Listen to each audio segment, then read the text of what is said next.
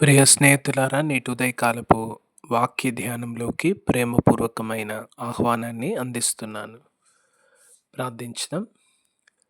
కనికరం గల ప్రభువా, వాక్యం ద్వారా మాట్లాడుతూ మాలో ప్రతి ఒక్కరిని దర్శించి మా హృదయములలో మీ వాక్యమును వెత్తమని యేసు ప్రభుల వారి నామంలో ప్రార్థిస్తున్నాం. ఆమెన్. ప్రియమైన వారలారా, నేటి ఉదయ కాలము కీర్తనల గ్రంథంలో 104వ కీర్తన దేవుని సృష్టి కార్యముల గురించి మాట్లాడుతుంది. ఈ సృష్టి కార్యములలో ఒక్కొక్క విషయంలోని గొప్పతనము, దానివల్ల ప్రయోజనం, దానివల్ల దీవెన, దానివల్ల ఫలితం కీర్తనకారుడు వర్ణిస్తూ, ప్రభువా నీ కార్యములన్నీ జ్ఞానమే, దేవుని సృష్టి జ్ఞానం చేత చేయబడినటువంటిది. అందుకే సృష్టిని ఆది నుండి మానవుడు ఎంతో ఆసక్తిగా గమనించుతూ ఉన్నాడు.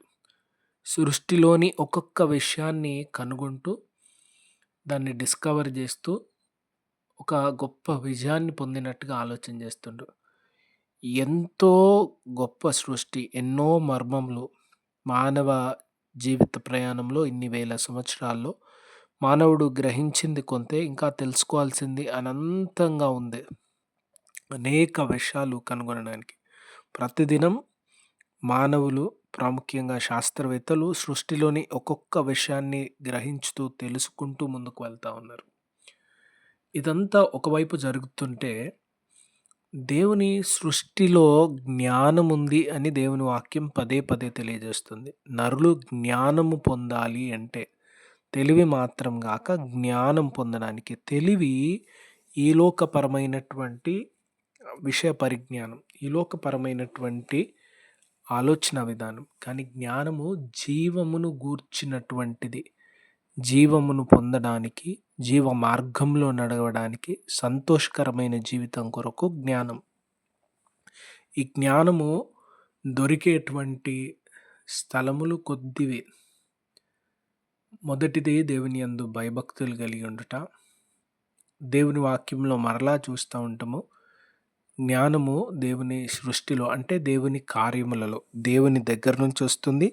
దేవుని కార్యములను గ్రహించుతున్నప్పుడు వాటి నుంచి పొందగలిగేటువంటి అవకాశం ఉంది. సామెతల గ్రంథంలో అద్భుతంగా దేవుడు మాట్లాడతాడు. చీమల్ని చూడు, కుందేళ్లను చూడు, సాలెపురుగులు, బల్లుల్ని చూడు. ఈ రీతిగా సృష్టిలో ఉన్న అనేక విషయాల్ని గమనించినప్పుడు జ్ఞానమును పొందుకునేటువంటి అవకాశం. కీర్తనలు 19లో కూడా మనం గమనించినట్లయితే చూస్తాం, అక్కడ కూడా రాయబడినటువంటి మాట ఏంటంటే, పగలు సూర్యుడిని, చంద్రుడిని, ఆకాశములను, నక్షత్రములను వీటిని చూస్తున్నప్పుడు సృష్టికర్తను గ్రహించగలుగుతా ఉన్నాం. ఆయన చేతి పనులు గ్రహించగలుగుతున్నాం. ఆయన జ్ఞానయుక్తమైన క్రియలను గమనించగలుగుతా ఉన్నాం. మానవుడు సృష్టిలో భాగం కనుక సృష్టితో ప్రతిదినం కలిసి ఉండాలి. మానవుడు సృష్టి లేకుండా ఉండలేడు. దేవుని సృష్టి అంతా కలిగిన తర్వాత చివరిగా మానవుడు వచ్చిండు. ముందు మానవుడు వస్తే ప్రాణవాయువు ఉండదు. ఎట్లా బ్రతుకుతాడు? సాధ్యపడదు. తినడానికి లేదు, తాగడానికి లేదు, సూర్యుడు ఉండడు. ఇవన్నీ ఉంటే వాటిలో మానవుడు జీవించగలడు. ఇవన్నీ సాలెపురుగు అల్లినటువంటి వలలో దారాలన్నీ ఎట్లుంటాయో ఒకదానితో ఒకటి ముడిపడి ఉండి అవన్నీ కలిసి ఉన్నప్పుడు ఏ రీతిగా నిలుస్తుందో మానవుడు సృష్టిలో ఉన్నటువంటి అన్నిటితో కలిసి ఉంటే జీవించగలుగుతాడు. ఇవేవి లేకపోయినా మానవ జీవితం కష్టమవుతుంది.